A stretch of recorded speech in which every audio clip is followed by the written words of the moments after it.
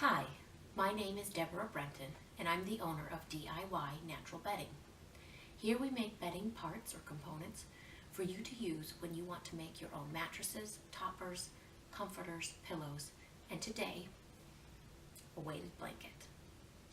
But first I have to tell you a story. When I was a little girl, my bedroom was in the corner of my house up on the second floor. Besides having two walls to the outside, I had very drafty windows. This meant that in the summer, sleeping under one blanket, even a sheet, was often too much. But in the winter, it took at least 10 to 15 blankets to keep me warm. I didn't think much of it until in 5th grade, a teacher asked us to make a list of our favorite things.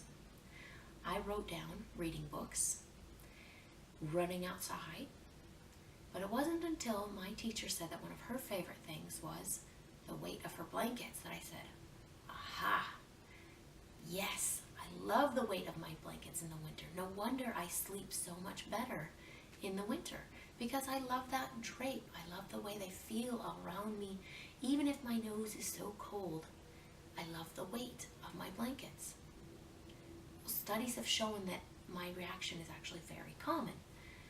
Researchers have studied people with all sorts of different conditions, from ADHD to PTSD to dementia and fibromyalgia, and the list keeps going. Those with OCD, autism, anxiety, insomnia, restless leg syndrome, Tourette syndrome, even small groups of people like college students and teens and tweens, and the list keeps going on. And all of these people have said the same thing. They all find that sleeping under a weighted blanket helps them to go to sleep at night. It makes the falling asleep process quicker, easier. It also gives them less wakings during the night. It calms their anxiety. It soothes their nerves. It even eases their pain. Now, why is this? Why is a weighted blanket such this fabulous tool? Well, it's because of a hormonal release that our bodies produce when we encounter what's called deep touch therapy. Deep touch therapy, such as a weighted blanket provides, produces a few hormones, one being oxytocin. You've probably heard of it. It's a connecting hormone. It's anti-stress hormone. It's released many times throughout many different reactions with our bodies. And oxytocin desires us to create a social connection.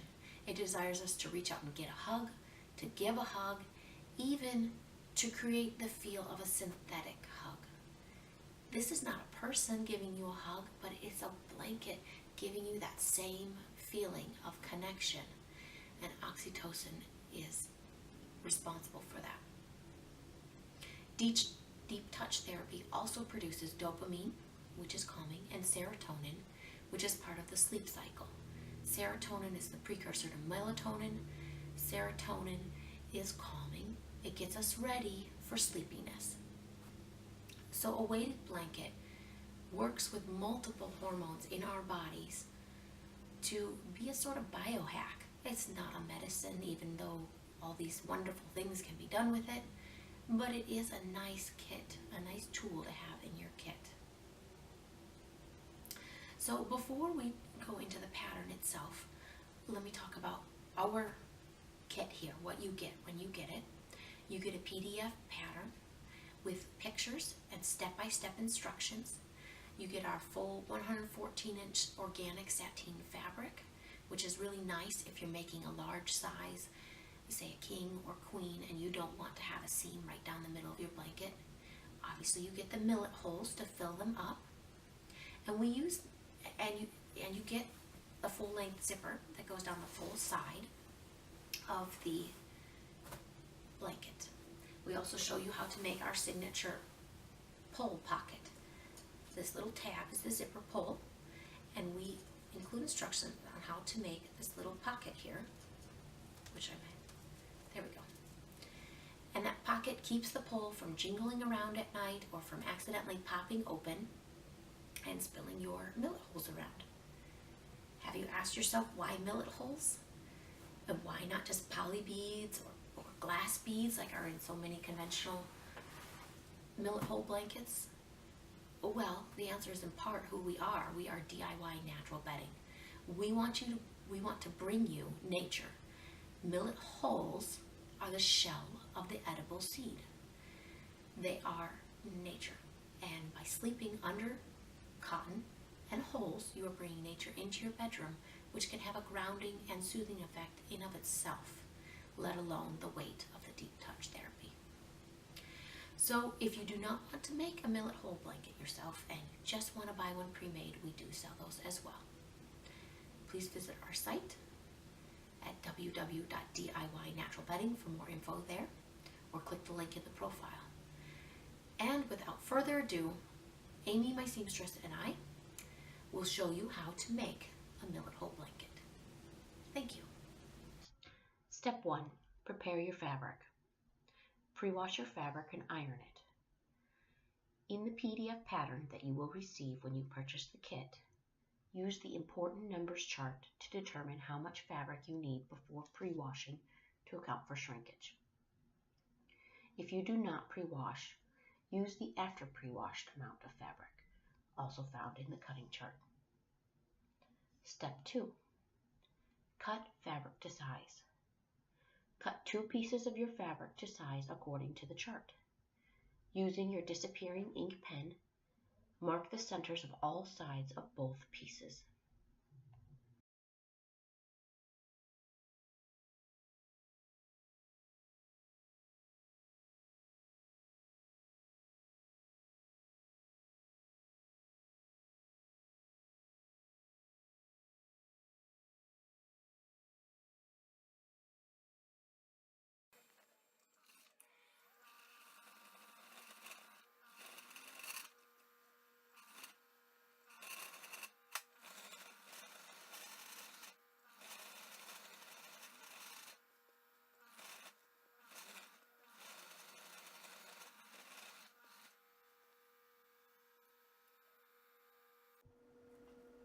Now is the best time to mark one of your fabric pieces on the right side of the fabric with the lines that you will stitch for the channels to hold the millet holes.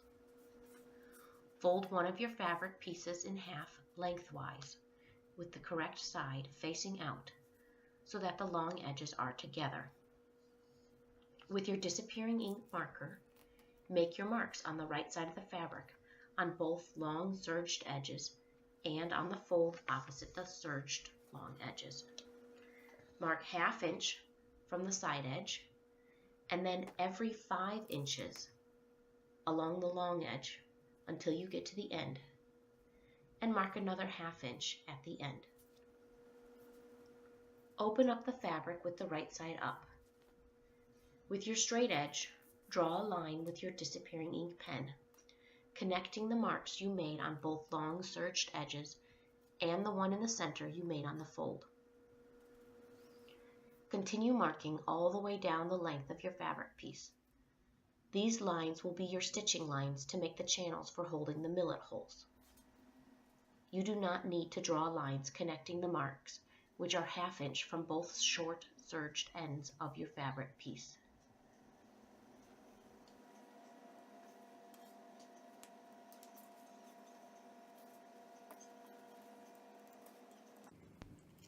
Step 4. Prepare your zipper. Cut your zipper to the length designated on the important numbers chart in the PDF pattern with your marking pen 1/2 inch from both cut ends. Also mark the center of the zipper. We will use the center marks to align the zipper and the top and bottom fabric pieces later. The next part of this step will be to make a zipper pull cover that serves multiple purposes. One is to prevent the tiny millet holes from leaking through the small hole that will remain even when the zipper is all the way closed. Another is to keep the zipper pull from flopping around and making noise while you are trying to sleep. And lastly, it will help prevent the zipper from accidentally opening and letting millet holes fall out. First, cut a small rectangle of fabric from your scrap fabric that is 4 inches by 1.5 inches. Fold the small piece in half to make a double layered piece that is now 2 inches by 1.5 inches. Now line up the cut ends of the small folded piece with the cut end of one side of your zipper.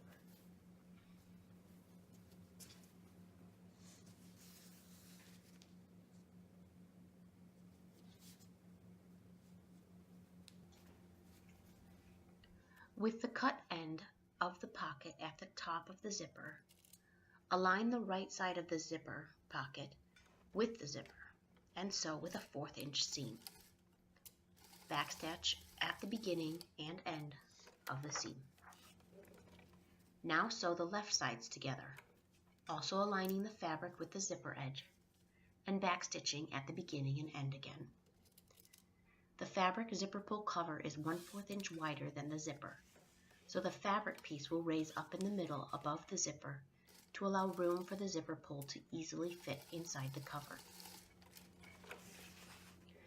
Lastly, sew a 3/8 inch seam across the top, folding the excess fabric under while you sew parallel to the ends.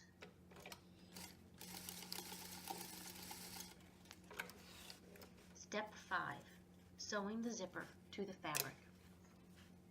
Take the fabric piece with the marked lines and the end of the zipper with the zipper pull cover you just made, and line them up with the right sides together and matching the marks you made 1/2 inch from each end and at the centers.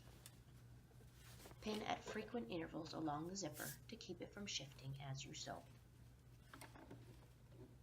Start the seam at the end of the zipper pull cover and stitch your seam approximately halfway between the edge of the zipper tape and the center of the zipper where the teeth are connected. Backstitch at the beginning of the stitch and sew your seam in the middle of that side of the zipper until you get to where the zipper pull cover ends and backstitch again.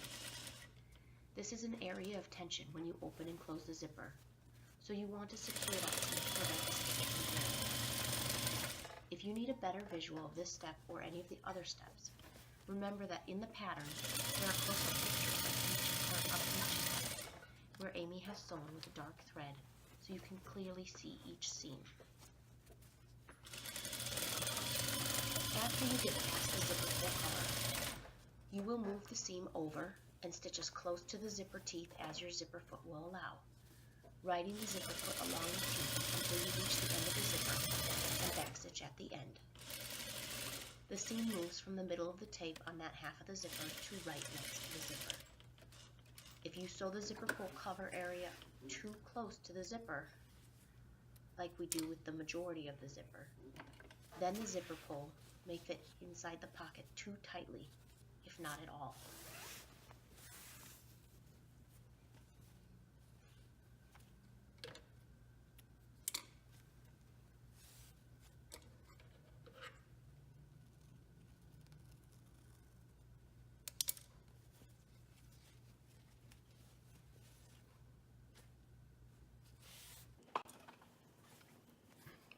Next, pin the other side of the zipper to one long edge of the fabric piece that is not marked with stitching lines, matching marks 1/2 inch from both ends and at the centers. You will start sewing this side at the end without the zipper pull cover, backstitching at the beginning and riding the zipper foot up close to the zipper teeth. When you get near the end and are close to the beginning of the zipper pull cover, start moving the stitching line away from the zipper teeth into the middle of the zipper tape. Remember to backstitch where the zipper pull cover begins and stitch in the middle of the tape until you reach the end of the zipper and backstitch again.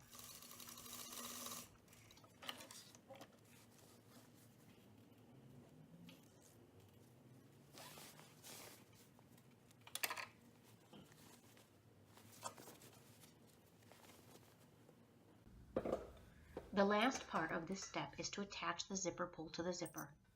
On the end without the zipper pull cover, open the zipper a few inches.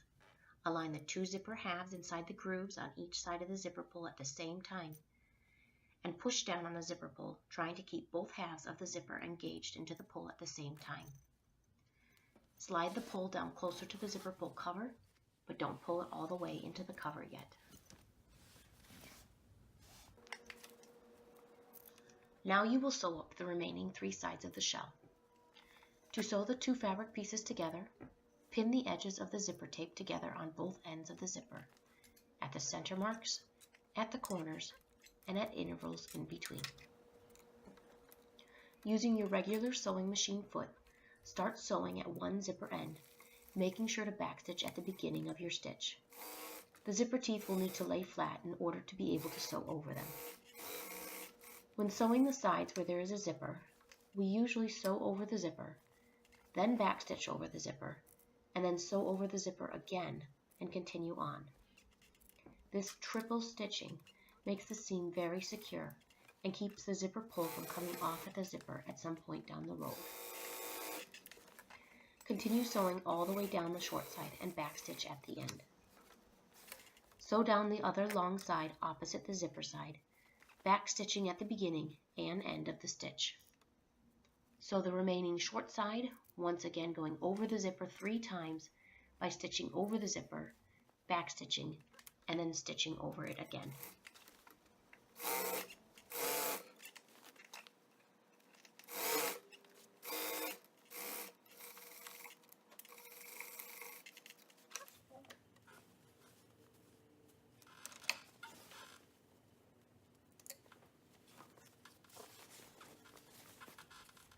Turn the shell right side out by pulling apart the zipper tape and sliding the pole to the bottom of the fabric, away from the pole pocket. When the fabric is inverted, slide the pole up into its pocket and secure.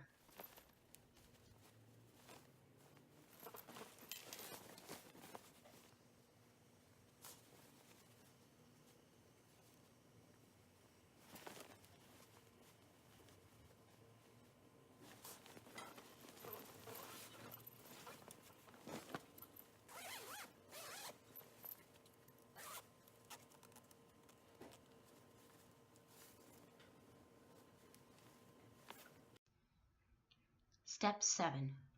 Pressing the edges and stitching the channel lines. Press or iron the seams all the way around to flatten them as much as possible.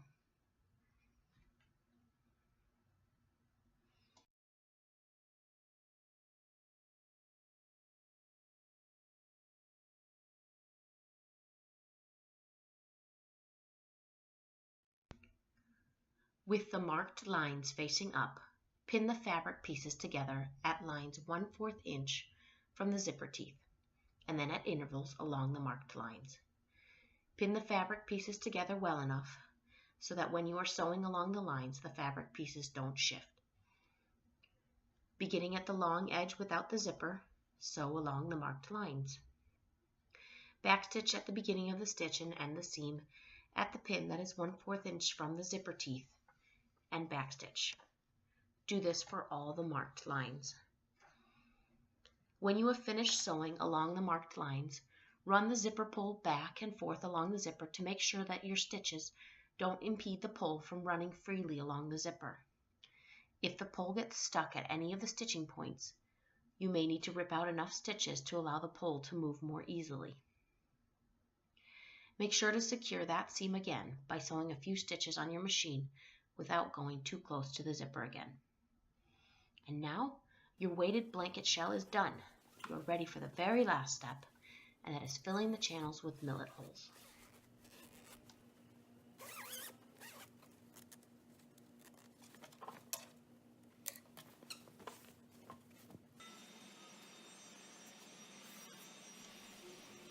Step 8.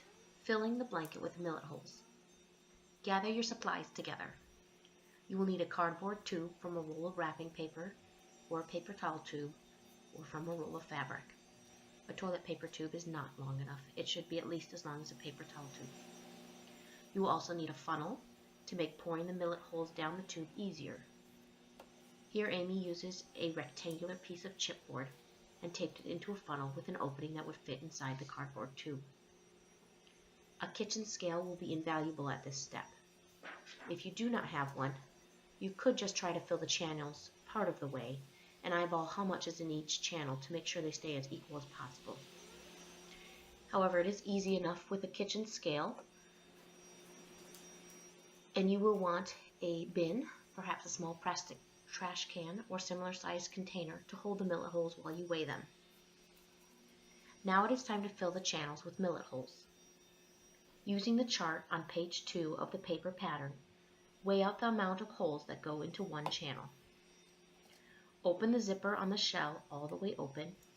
You will start feeling the channel by the open zipper pull. You will fill one channel, close the zipper over that channel, fill the next channel, close the zipper, and so on until all the channels are filled. While two people working together will make it easier, you can see one can do it by herself fairly easily.